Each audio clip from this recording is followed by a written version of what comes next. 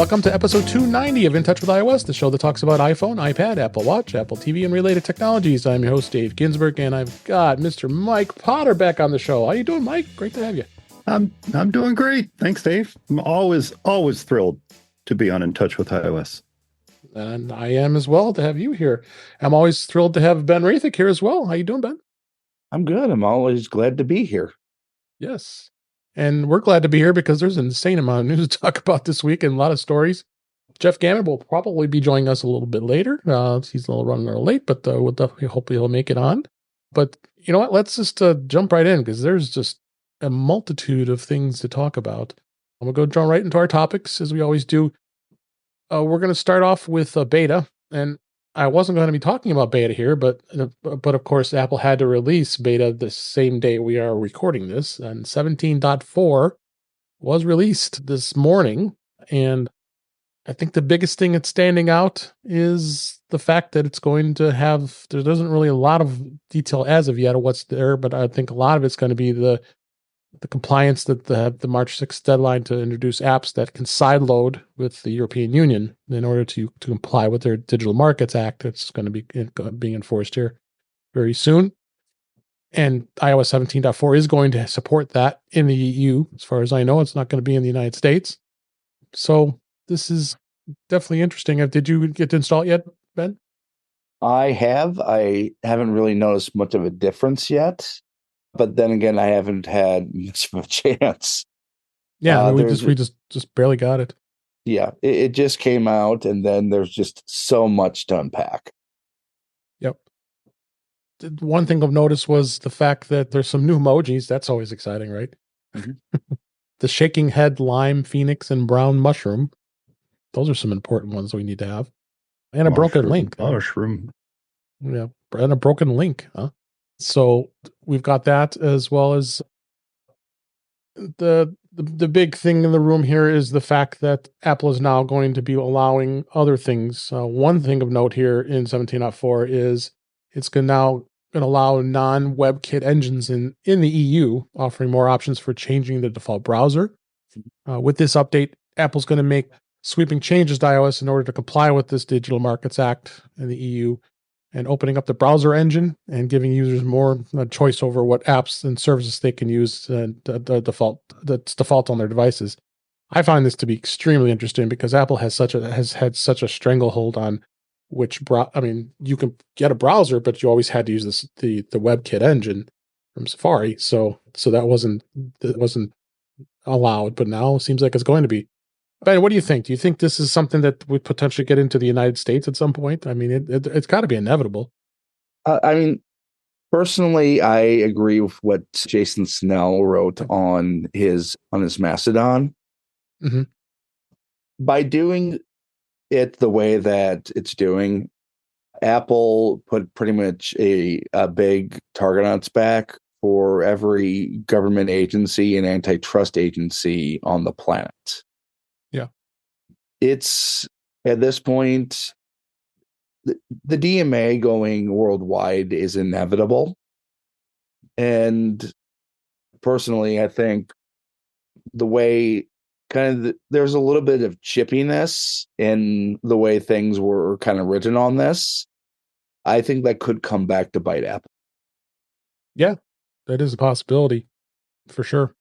Mike, any thoughts on this with the browser? I mean, you being a big Mac guy, the browser has always been a very important on the Mac side of things, but on iOS side of things, it always was locked down to that specific WebKit and not have the browser of your choice. Right. Do you think Apple's going to have to get the browser by choice? I do. Yeah, I'm sorry, Dave. I didn't mean to talk over you there. No, I do use my browser of choice. I use Firefox on the iPhone. Me too.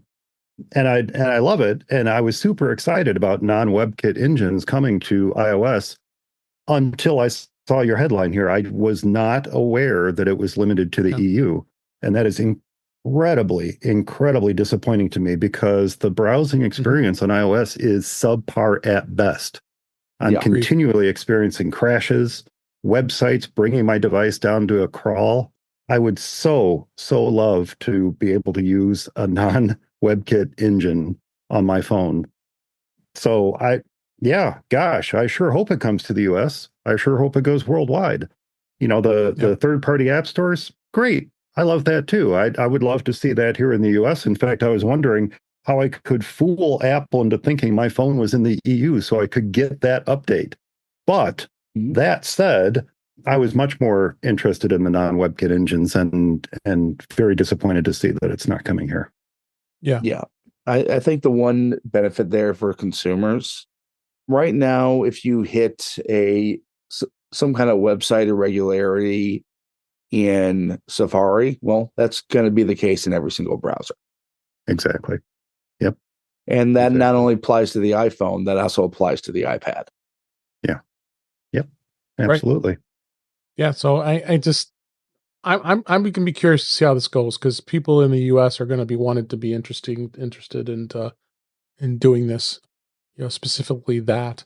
But also side loading. I mean, that's a huge thing right now. And I'll definitely say that there was an article here today from Mac. What was it? Mac Stories that you shared, Ben. Why don't you kind of start off with that? What they said on that site as far as what's Apple's intentions are. Well, Apple's intentions right now are to put so many disclaimers and rules up there that you don't use side-loaded apps. But things kind of get complicated here.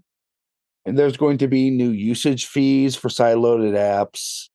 There aren't going to be side-loaded, or there's also going to be alternative app stores. Epic has already announced that the Epic Game Store is coming to iOS in the EU. Those don't have fees. It looks like, to absolutely nobody's surprise, they're going to end up using the same notarization process that's on the Mac. Pretty much everything will have to be completely, well, there's going to be new sandboxing requests for there. There's also going to be a requirement of like a million euro line of credit. Yeah, I mean, that seems like a lot. Yeah, you're right. Yeah, so this has been a big topic for the last year or two of having side loading, and we all thought at first this is unheard of. How could Apple be wanting to allowing this? But their hand is forced here, with this Digital Markets Act, that it had to be done. I mean, it's just something that they had to do, because if they want to stay doing business in the EU, I mean, it's something that they have to do. Yeah, they're also making it very clear why doing it. It's not by their choice. Right. Apple is being told, kicking and screaming into complying with this. They're doing the absolute least they can do to make sure that they adhere to the bare minimum rule of the law, while at the same time iterating, reiterating, and reiterating over and over and over again that our poor little iPhones here in the US are going to melt into a pile of aluminum goo if we should ever dare think that we should have side loading on our iPhones. Heaven forbid we should be able to load somebody else's app on our phone, our phone. Sorry. I've said time and time again, look, allow side loading and put every warning in the world up in front of me saying, look, if you do this, I'll even go so far as to say, if you do this, we'll void your warranty. Cool. Give me that option, though. Give me the option as the consumer. Give me the choice to decide if I want to allow side loading or not, and throw every warning in the world up. But let me do it without having to jailbreak it. Yeah. So I just got the updated article, not even 20 minutes ago here, just to kind of give some of the little more details of what's going to be included in iOS 17.4 beta, all the changes. Again, we talked about the EU changes, the alternate app store, and there's going to be a new app store terms. App developers are going to have to use the new system. They'll need to pay a standard fee of 50.50 euros per user per year, with the first million installs offered for free. Apple distributing through alternate app stores will have no commission. That's interesting. And Apple distributed through the App Store will pay at a reduced 17% commission or 10% for those in the small business program or the user subscriptions older than a year. So they're reducing the numbers here. I mean, what was that? That was 30% before.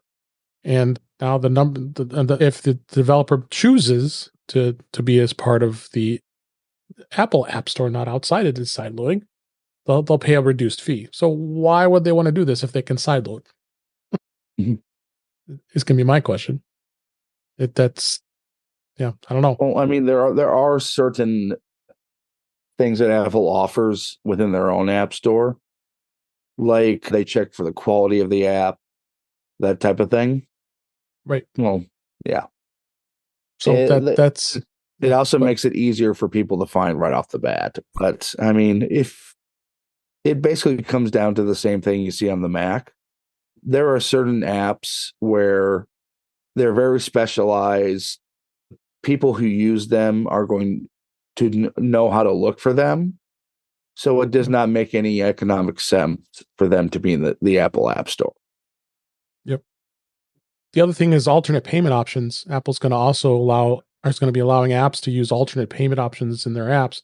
And there is no longer a requirement to use an in-app purchase. Developers who distribute apps through the App Store and use an alternate payment option will see a 3% discount in their App Store fees. And the developers who distribute it through alternate apps and also use an alternate payment option will pay Apple no fees beyond the set 0.50 euro fees per user.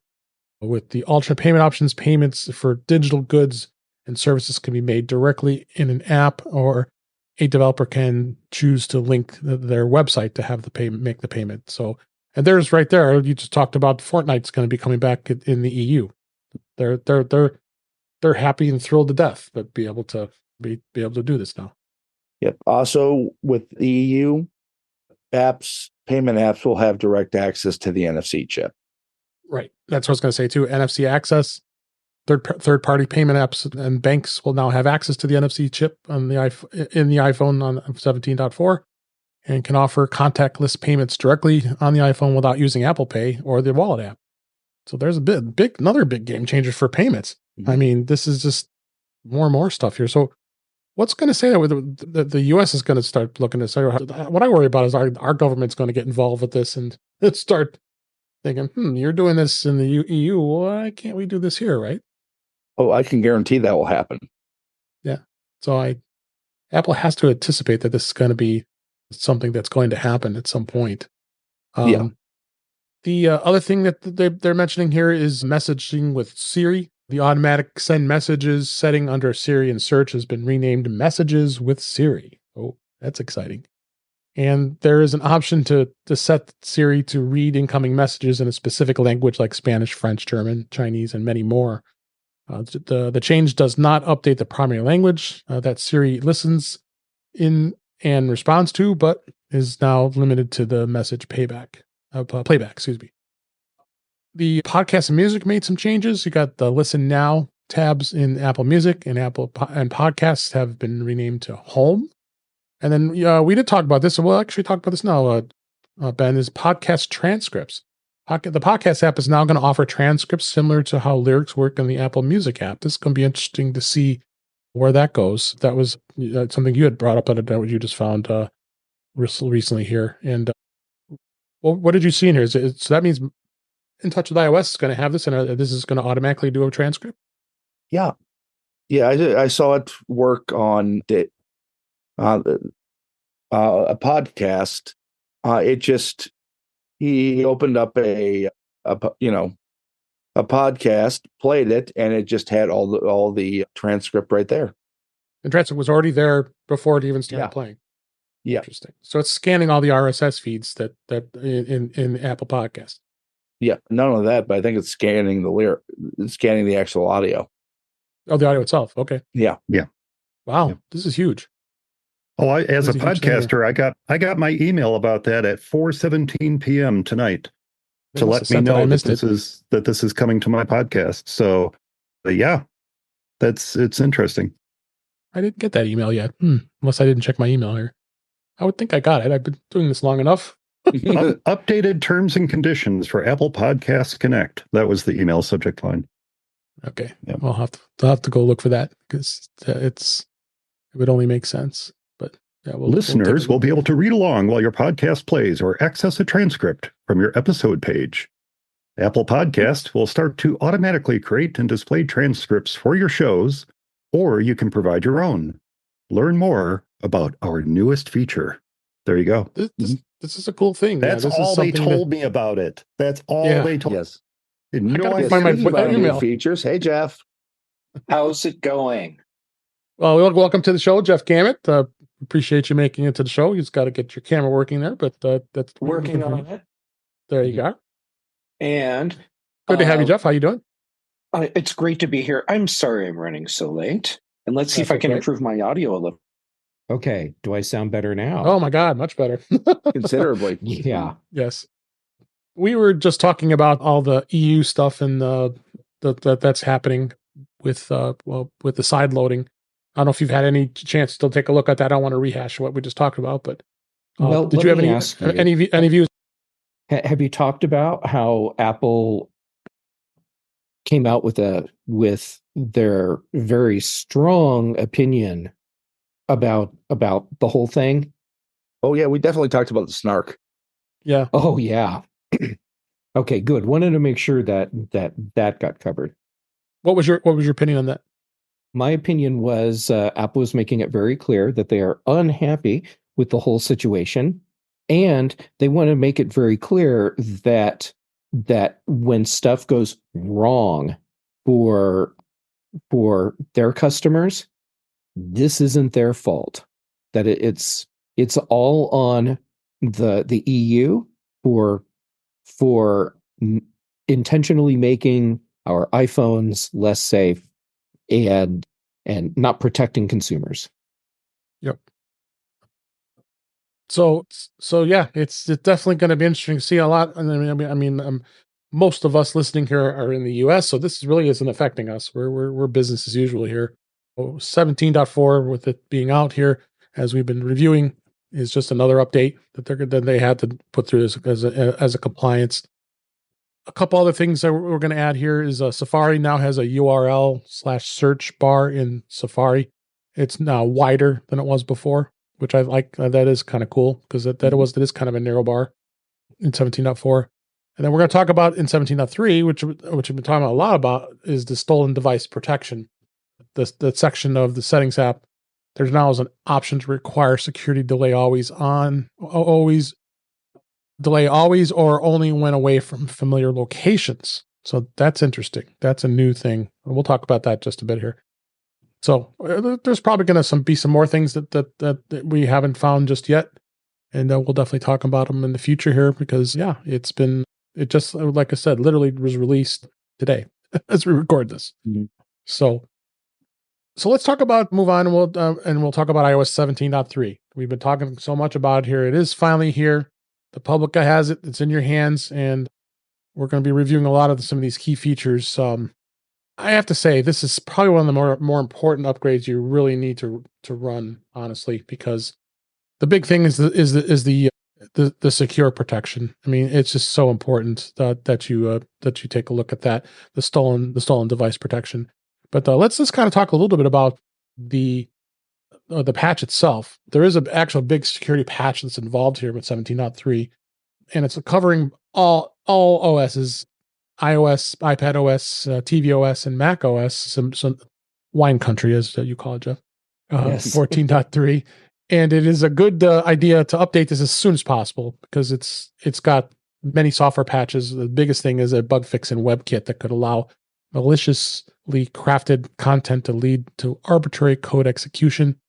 It's on Apple's security page. So not only is this a big update in itself because it's a dot 3 update, people just go out, update this because it's so important because of just the security vulnerabilities alone when it comes to that. So definitely take a look at that and get it done.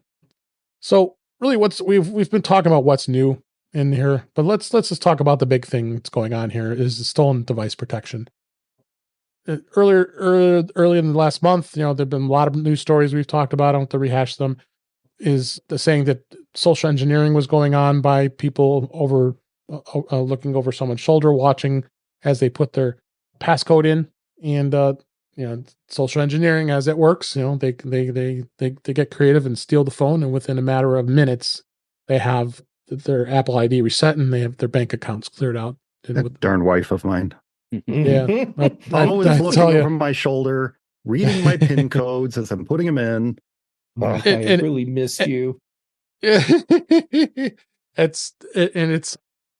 obvious that this is happening in public places like bars and people that are malicious, and we've seen the news stories. I don't have to repeat what we talked about in the past here. So this is so important that we have this. And what's unfortunate is that Apple is when you install 17.3, it's off by default. You have to go and turn it on. So really what you have to do is go in there and enable it. The simple play to do it is you go into the settings app, tap Face ID and passcode, bury it in there. Okay. And then toggle on the stolen device protection. It's about midway down the page. And it'll read the prompts and tell you what there's there. And what it's going to do is going to not allow things to be changed. And this is what happens. So you have to have biometric authentication, whether it be Face ID or Touch ID. Using the passwords or passkeys won't be able to be used or changed. You won't be able to apply for a new Apple card or get access to the virtual card, and many other things of security. You can't reset your you can't set your Apple ID's password, and it's going to put a prompt on the screen saying security delay in progress or security delay required to change password. So they really, really locked this down, and I think this is probably one of the more important things they did. Jeff, what do you think? I'm assuming you've already installed 17.3 and you've turned it on. And it's an awesome feature. I wish we would have had it earlier, but I'm glad we have it now. My complaint is that even though it's incredibly easy to turn on and works just transparently, yep. Why did they bury this under the Face ID and passcode? Like I didn't know where to look at first because I hadn't been reading. Either. I had to look it up. Yeah.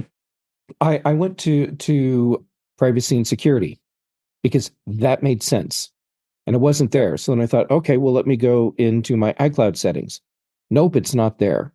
And then I finally succumbed and did a Google search and figured it out. But right. Yeah.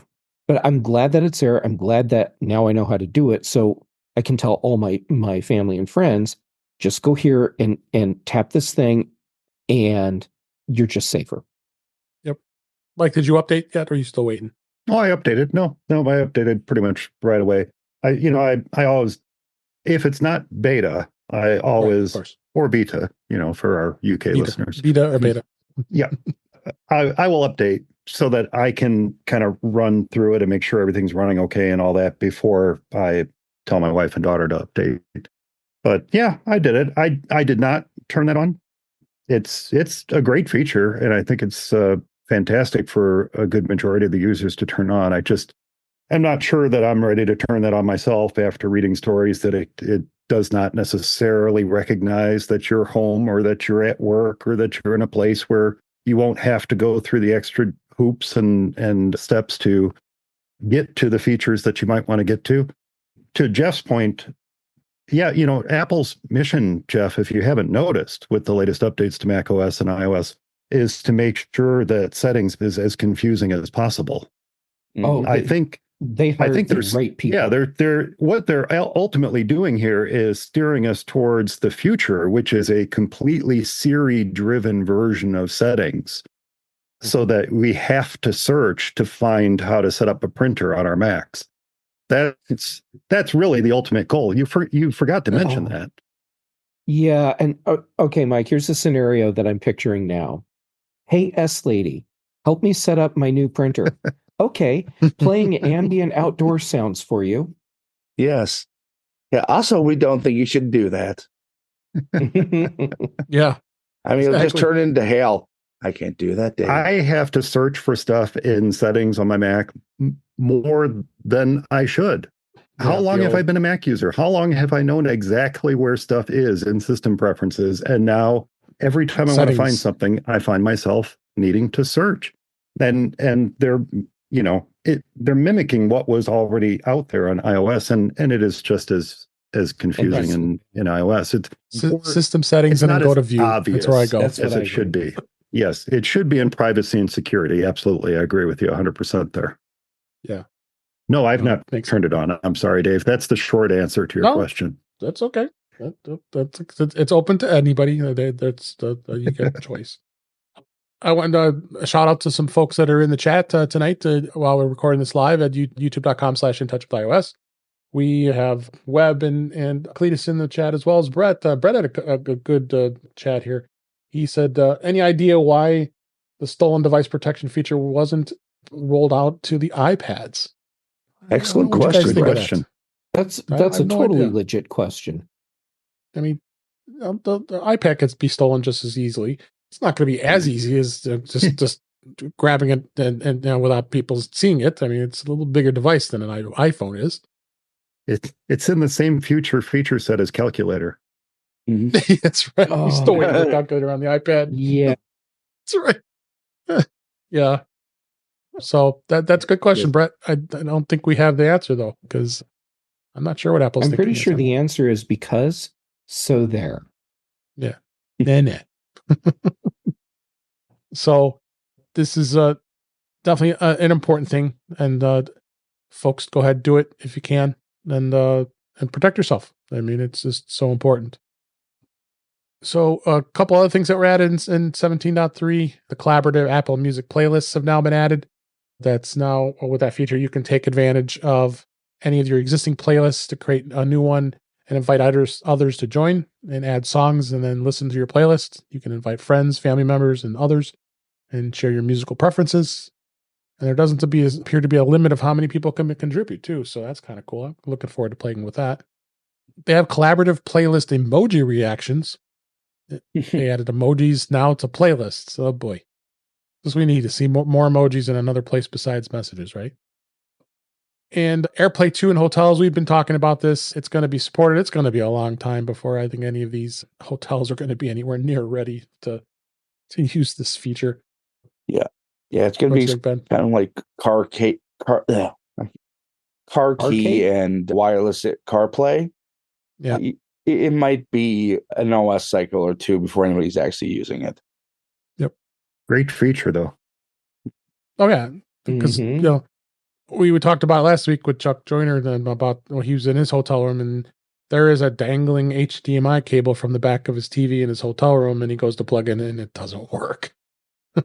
Oh, yeah. Yeah, no, I've taken to traveling with a spare HDMI cable and all the adapters I might need.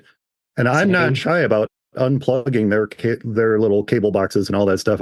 If I know it's a working HDMI port, I'll unplug their stuff and plug my stuff into it. Yeah. Same. So I think most of us have done that. Crash detection, did they further optimize the crash detection feature? It's available in the iPhone 14 and 15 models. They've been continually tweaking the crash detection to prevent it from activating during activities that cause movement, such as similar to a car crash. But plenty of times even on my Apple Watch, I've just got mad about something. I went and pounded on my hand, and then there it is. Are you okay? Did you fall? So that's good to see that they're improving upon its accuracy. How tempted were you to tap yes, Dave? Not at all. The big takeaway I'm getting from this is don't piss off Dave. Yeah, no. Yeah. Yeah, right. TV show and movie wish lists with 17.2 and iPadOS 17.2. Apple stopped allowing TV shows and movies to be purchased with the iTunes Store app. And the iTunes Store's wish lists were unfortunately casualty of this transition. Users were even more upset about how they carefully curated wish lists that they had put together to access the information again in iOS 17.3 and iPad 17.3. Apple has added now a new go-to wish list option, so you now can copy down the movie and TV shows and watch lists. How nice of you, Apple. So we've got some pretty good stuff that's been added, and I think that's a lot of good things. We'll talk about Jeff's favorite thing, HomePod. I don't think anything really happened. It's still buggy. It's still not working right. It is, however. I like your report on this. It is executing shortcut commands more reliably than prior to 17.3. That's good. They don't really specify what's included, so it's just basically an update, as we all know, and it's pretty general with HomePodOS. tvOS with Apple TV. Again, there's really never anything too overly exciting in tvOS. They don't really do much as far as mostly just bug fixes, and then there really isn't much else that they do on tvOS. And then watchOS 10.3. Oh, you can get excited. There's a new watch face.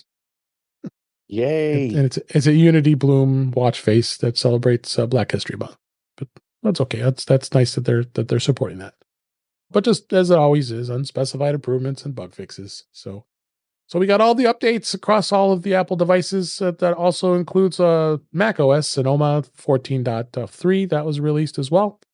That has the collaborative music playlist that they put into Mac, and a number of other things that was in here as well. Are you running Sonoma now, Mike? I think you're muted, Mike.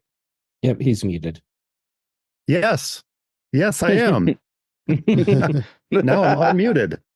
I don't even know what I was saying. Yes, all the Macs I have are on 14.3 now. Yeah, I just did the last one this afternoon.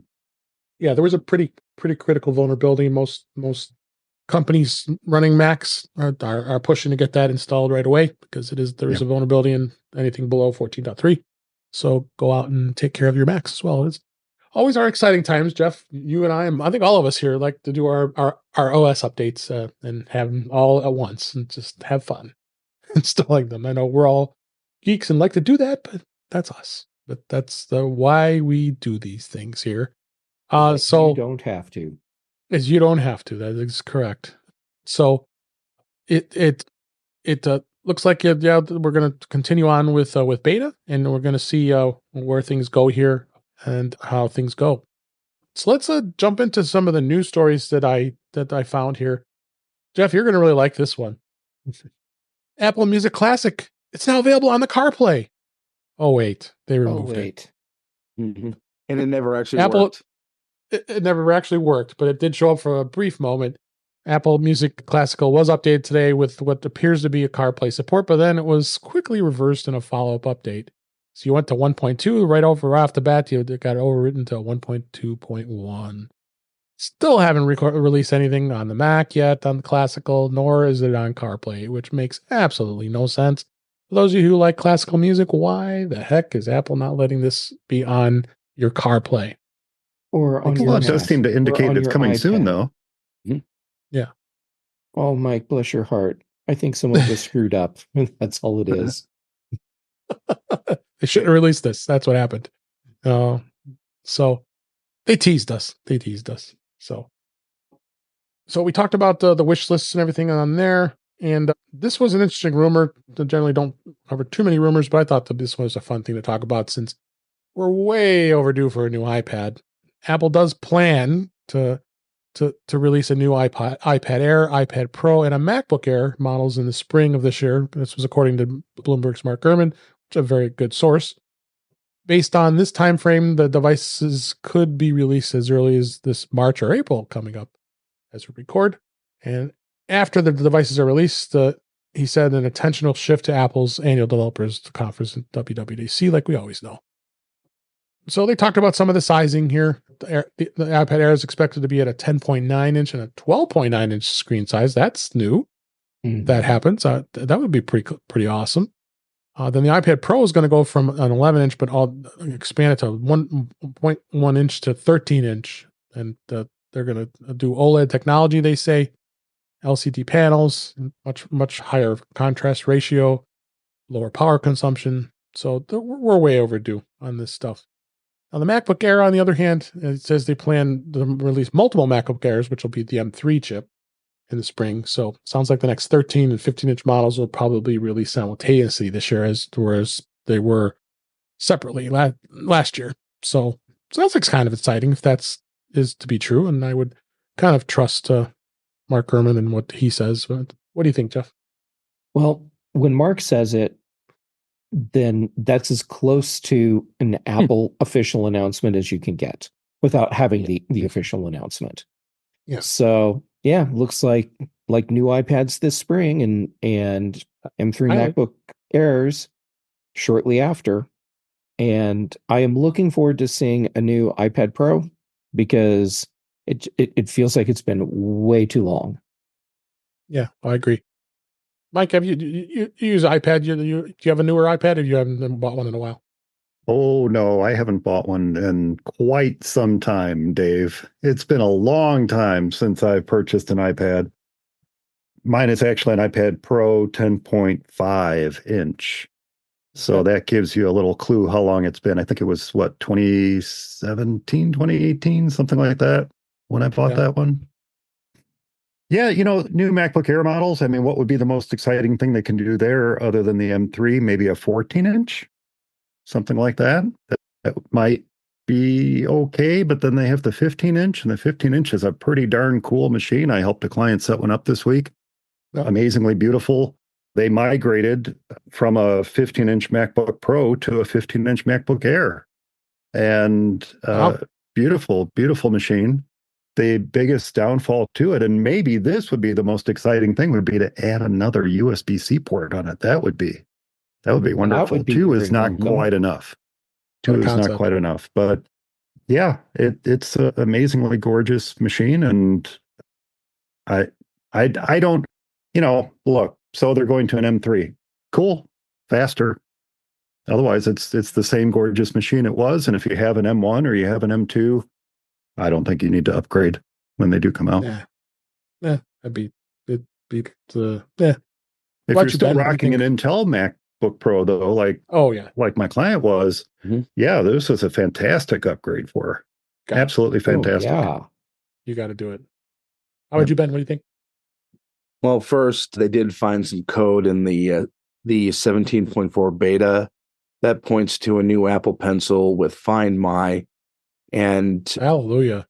Yeah, and to nobody's surprise, after the 10 or the generation 10 standard iPad, the new iPads will have portrait mode Face ID. Will I be getting one? Yeah, I will be getting one of the new 12.9-inch ones. Portrait mode Face ID. Please. Yeah, I mean, I might be getting an Air, but I think that 12.9-inch Air is going to be a huge seller. Next story, Apple received 13 Academy Award nominations for Killers of the Flower Moon and Napoleon. Apple scored 13 nominations for both those movies, and doubling the record of the Academy Award nominations in a single year. Martin Scorsese directed The Killers of the Flower Moon. I have not seen that. I don't know if any of you have. I have not. And it's nominated for Best Picture, Best Director, Best Actress in a Leading Role, and Best Supporting Actor, Robert De Niro. So there's a number of that as well. Napoleon, on his hand, was that about 3.5 hour movie? It's a long movie. It's directed by Ridley Scott. It had Joaquin Phoenix in theirs. They got a number of other awards as well. So it's kind of cool to see Apple's winning some more awards for their TV Plus products. So what do you think, Jeff? This totally validates what I was saying when Apple first started really getting into creating content. So post carpool karaoke. Yeah. So what Apple did was they started hiring the people to run the whole thing, like the best people to possibly do this. And while other people were saying, yeah, but look what they've already done, Apple can't do this. And I'm like, no, just watch. They're bringing in the big guns for this, and it's going to pay off. And here we are seeing Apple series and movies getting award nominations and winning major awards on a regular basis now. Yep. How about you, Ben? Yeah, I mean, Apple is absolutely killing it when it comes to the content. They're basically who Netflix was like 10 years ago. Yeah. But with even better content. Much better content. Yeah. Monarch. Yep. Any thoughts on this, Mike? Monarch you actually saw amazing. Yeah. You actually saw more Godzilla in that show than you did the 2016 Godzilla movie. Yeah. Or no, 2014. Apple is putting out some of the most consistently high quality content of any streaming service out there. I don't think twice about trying a new show on Apple TV Plus because I know it's going to be good. Yeah. Lessons in Chemistry was amazing. Yeah, I can't wait for Masters of the Air tomorrow. Which is why it absolutely crushes me that Schmigadoon was canceled. Schmigadoon was a wonderful comedy. Absolutely wonderful comedy. And I was so looking forward to where they were going to take it in season 3.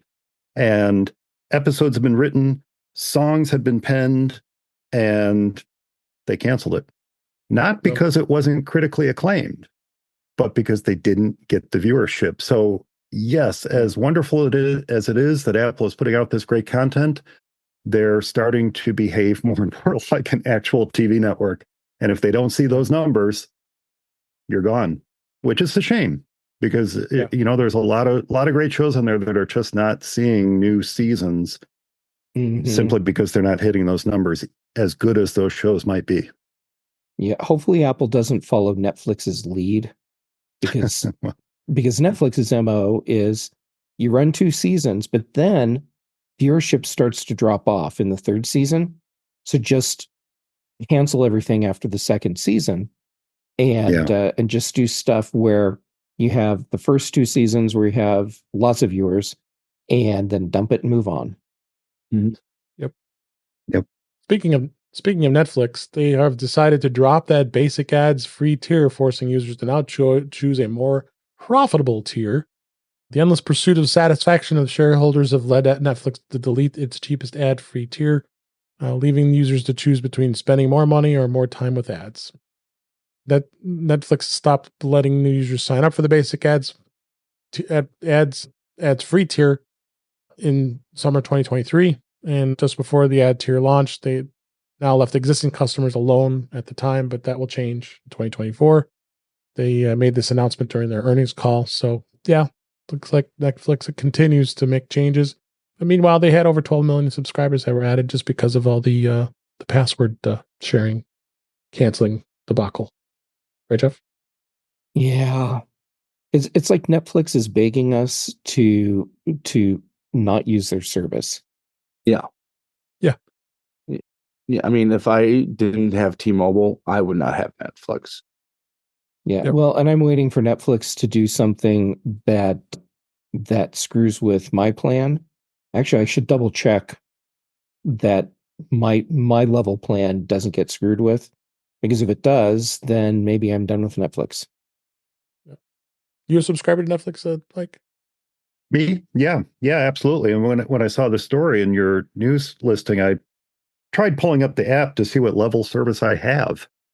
And it's just it is ad free, but it's the standard HD service. We don't subscribe to the 4K service. So I don't know if that's going to be affected or not. That'll be interesting to see. But I think, to Jeff's point, what's interesting is that the shows we are watching on Netflix, he mentioned this a moment ago, are the shows that were current and hot 10 years ago. I mean, we just started and are in the 2nd, or I think we might have started the 3rd season of Orange is the New Black. We hadn't watched it before. Fantastic show. Absolutely fantastic show. And the other shows that we're watching are equally as old. I guess we're watching Netflix Classic when it comes right down to it. So we're catching up on that. But all of the streaming services, I don't think it's just Netflix, Jeff. I think all of the streaming services are just daring us to cancel. Yeah, They're Disney. Look, I'm one of the biggest Disney fans I know around here, but I canceled Disney Plus. They raised the price too much, and I said, I don't watch enough. It's not worth it. So I canceled it. And I think more and more users are starting to do that service hopping. hop to a new service, binge watch everything you can, cancel, hop to the next service, binge watch everything you can, rinse and repeat. And I think that's part of the reason for the price hikes. They don't have that consistent viewership that they used to have. Certainly costs of production are going up. I mean, there's all kinds of things contributing to the cost, but it's hitting us in the wallet. And I think consumers are finally starting to realize that, hey, maybe I'm actually paying more for this than I was for cable and satellite. For some people, the answer is yes, they actually are paying more. It absolutely is yes. Yeah. So I think the one that I'm going to consistently keep is Hulu. But, these days, look, Amazon just added ads to their service. Right, to Prime. Thank goodness we didn't watch that much on Amazon Prime. I mean, I get it for the shipping. That's why I get Amazon Prime. But, there's still Good Omens is a great show. And we binged watched Good Omens just so we could watch that second season before the commercials kicked in. So now we're done. Now we're caught up on Amazon Prime. We don't have to watch it anymore. But I think that's what we're going to see happening. Is just more and more people service hopping, and I don't know if that means services are going to start disappearing. If more and more services are going to merge, who knows what's going to happen? Eventually, they'll become a new cable company with all the services merged together into one. I don't know. Oh, it's like you're reading my mind, Mike. Yeah, I think we're going to eventually see something like an Apple bundle. Yeah, sounds like I think I saw Disney Plus being added to another bundle. Yeah. Couple more people in the chat here. Hey, Guy, Cyril's in the chat. How you doing, Guy? They're talking a little bit about the movies that are on Apple TV Plus, and yes, he liked Reacher. Reacher is great, and Brett said that Disney Plus is a required service to keep peace in the house when my niece visits. That's fair. That is fair. That is fair. So yeah, it's definitely I'm telling you, cord cutting and streaming services is just it's a interesting thing to follow. It really is. It's just fascinating. It really is to see what the changes daily. I'm following cord cutters news, so I know Ben follows it closely like I do. And I think probably you too, Jeff, but it's just fascinating. Every day something's changing. And something's getting cut, something's being removed. Yeah. What was the final straw in Disney Plus for us was that I was signed up for Disney Plus and for Hulu with 2 different email accounts. And if I were a Disney Plus subscriber, I can add Hulu under their Duo plan.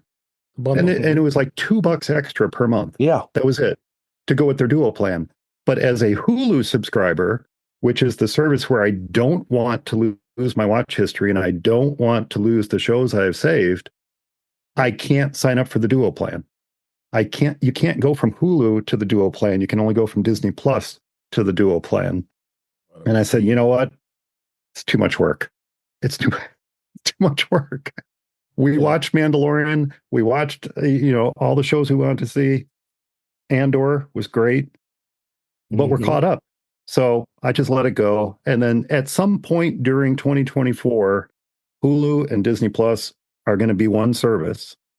Now that they bought out Comcast, they're going to be one service, and they're going to make it a lot easier to sign up for all in one. So I'll just wait for that. So you think?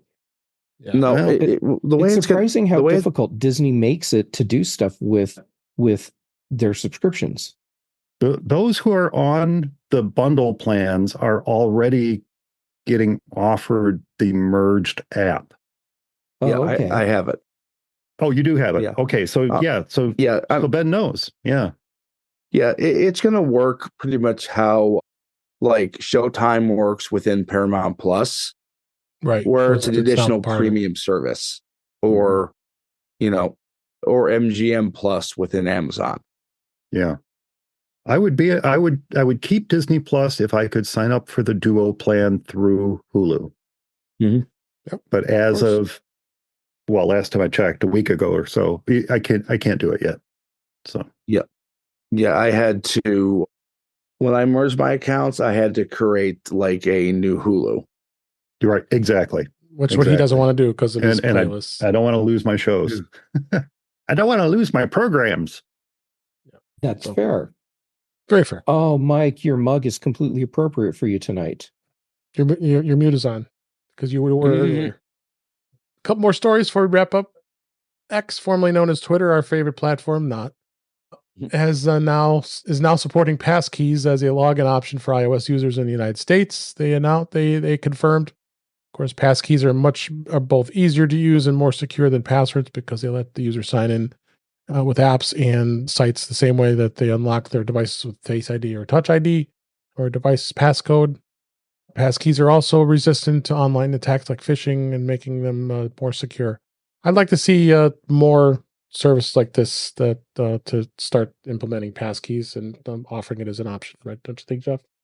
Yes, it's a slow process, and some of the services that should offer it today will be the slowest to implement passkey support, like our banks. But right. Every time a new service says, hey, we've added passkey support, instead of bagging on the whole thing and saying, well, that took long enough. Good for them. Now let's get more companies on board. Absolutely. What do you think, Ben? It hasn't rolled out to me yet, but the more sites with passkey support, the better. Have you used any passkeys on your accounts, Mike? No, I haven't actually. And I there's a couple I really should, but Jeff's right. It's some of the accounts that are the most important that are going to be the slowest to roll it out. So, yeah, I'm sorry. I was thinking, okay, so X adds support for passkeys. I don't really care about X all that much. And then my mind went to, for goodness sakes, all you journalists, all your podcasters, everyone out there who refers to X as a service, please stop saying formerly known as Twitter. They're the ones who changed their name. It's not our responsibility to tell people that X used to be Twitter. Yeah. Stop telling people. If people don't know what it is, maybe they'll stop using it and it'll go away. Yeah. Well, how nice would that be? Sorry. Wishful thinking. But you're right. You are right. Stop saying formal. Yeah. Couple more stories here. They did release another firmware upgrade to AirPods Pro, the first generation, brings it up to 6.0. Again, you never know what the heck they did. They made an update to the AirPods Pro 2 in December, and not sure what it is, and you'll just have to find out when it updates. It's just going to make sure that it has the most up-to-date firmware. It'll automatically do it for you so you don't think about it. So more of a PSA. And then finally, I want to talk a little bit about this here. This is Apple's now going to be allowing game streaming apps on the App Store worldwide. And this was announced today as we record this. Apple has announced today that they now allow streaming game apps on the App Store worldwide in response to feedback from developers. This paves the way for services like Xbox Cloud Gaming, NVIDIA GeForce Now to be available as standalone iPhone and iPad apps, whereas they were previously only accessible via the web. These cloud gaming apps will now allow iPhone and iPad users to stream games from their servers, and their entire selection of games available right from within a single app. This is great news. I think this is a great news. Meanwhile, Microsoft laid off 1,900 employees in the Xbox division. So, what do you think, Jeff? I'm sure developer feedback played a role in this. However, Apple didn't do this for developers. They did this so that they can control how this was going to happen. And having a government entity impose this on them under whatever structure that entity feels is appropriate, like what the EU is doing with the App Store, Apple gets to control the process here. So this is a preemptive strike, and Apple is once again controlling the narrative. Yep. What do you think, Mike?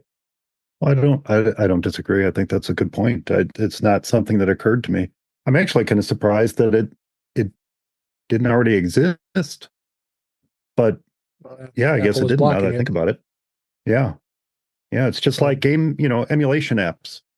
Right. One of my listeners sent me an email today and said, gosh darn it, wouldn't it be great if Apple finally allowed these emulation apps to let you load programs, let you load code, and that's the big problem behind it. You're loading unknown code into it. Let you load code, even if it's sandboxed. Let you load it in so that we could run some great classic computer emulators on our iPads and on our iPhones. Instead, we're stuck with what the developer feels we may want to run, but we don't have the choice to load in stuff that we may have and want to run separately because it's code. So I don't know, kind of surprised. So this would, absolutely open things up to like Amazon, what do they call it? Prime Gaming, where they have the streaming service. Steam could be a potential streamer in there. You mentioned the Microsoft Xbox. That would be great to see in there. Yeah, this could be NVIDIA service. The whole political part of it aside, this could be huge for the platform as the one place to turn to get all these different streaming services. Oh, and all these other great games that are native to iOS and iPadOS all in one place. That could be fantastic for them. For sure. And you had the final word. I mean, right now as far as games go, the streaming war or the platform wars are are winding down. So these game streaming services are going to become more and more important. What does this do? Well, not only can you play the latest games on your Mac, iPhone, or iPad, you could potentially get those on your Apple TV. Yeah. So the only thing I can say, Apple, why didn't you do this sooner? Absolutely. With that, let's bring this show to a close. We had a lot of great content, a lot of great conversations. I'm so glad Jeff was able to make it tonight. And let's go ahead and wrap up for this week. And that's a wrap for this week. Please send your comments, questions, and suggestions to our email address, which is feedback@intouchwithios.com. You can follow us on Mastodon @intouchwithios, at techhangout.social. Support the show by buying me a coffee at intouchwithios.com/coffee. Would really appreciate it. You can become a patron of the show by going to patreon.com/intouchwithios. We have 2 tiers available to support the show. We would really appreciate it. Make sure you like, share, and subscribe like many others in the chat this week. Thank you, Guy and Webb and Brett and Cletus. So I appreciate you all being in the chat this week. That's our live stream, which is usually on Thursday nights at 8 p.m. Eastern, 5 p.m. Pacific on our YouTube channel, which is youtube.com/intouchwithios, where you can watch the current and past live streams as well as listen to past shows. Visit In Touch with iOS magazine on Flipboard, where many of the topics we discuss are flipped into that magazine. Link is in our show notes. You can subscribe to our show in your favorite podcatcher, including Pocket Casts, Overcast, Apple Podcasts, and many others. But better yet, go to our website, intouchwithios.com, where all the links to all the ways to listen to us are on our website. I am Dave Ginsburg, and you can find me on Mastodon at DaveG65 at mastodon.cloud. And Mike Potter, thank you so much for being here this week. Is there a possibility we might even know a little bit about Mac stock? I could tease that, or not yet? But where can people find you? Yeah. I cannot yet. As much as it's eating me up inside to not say what I know so far, I have to sign this little thing called a contract to confirm, and I need them to send it to me. So no, I cannot share any information yet. But as soon as I have something to share, I'll happily come back on the show again and share it with you all. In the meantime, to whatever that announcement is, whatever that announcement might be, it is very likely going to be, I'll just say mid-July. All right, mid-July. Seems like a given. Block out the entire center portion of July, and you'll be safe. How about that? Is this the 10th year now? Where's the 9th? It is the 10th year, but the 8th Mac stock. Thank you, COVID. Yeah. So this would have been our 10th year. It would have been 10th anniversary. But it's still the 10th anniversary. Yeah. 10th anniversary. You still had 10 years ago. You had your Here's the great part about that. We can celebrate the 10th anniversary for 3 years. This is true. Yeah. Yes. Yeah. I like this plan. 10th anniversary, and then, we work ourselves up to Mac Stock 10. So there you go. Well, where can people find you? In the meantime, you can find me at formacisonly.com or on YouTube, youtube.com/FMEOTV, or you can, of course, go to macs.conferenceandexpo.com and sign up for our newsletter, and you too can find out as soon as I am able to share news about Mac Stock 8. And it's going to be within a week. Nice. You can sign up for the newsletter, and you'll be one of the first to find out everything you need to know about Mac Stock 8. But you can also find me on Mastodon, tooting.ninja/@ for Mac Guys Only, or tooting.ninja/@ Mac Stock Expo. Thank you, Dave. Thank you, Mike. And Ben Roethig, thank you for being here. And we appreciate it as always, and your insights. Where can people find you? Well, Dave, you can find me at Ben Roethig on social media. You can also find me on my website, roethig.tech. On Tuesday nights, you can find me on Mac Voices Live with Mr. Chuck Joyner. And Thursday and Friday, you can find me on the Big End Mac shows on the British Tech Network. Thank you so much. Last but certainly not least, Jeff Gamet, I'm so glad you were able to make it. Where can people find you? Well, thank you for letting me join in, even though I was a little bit late. Always welcome. It's always a treat to get to hang out with you and Ben and Mike. And okay, so where can you find me? Social media, I'm Jay Gamet, and I'm active. Well, that's my handle everywhere. Active right now on Mastodon, Instagram, and Threads. Then for podcasts, Tuesdays, Chuck Joyner's Mac Voices Live. Then here Thursdays with you, Dave. So thank you for that. In Touch with iOS.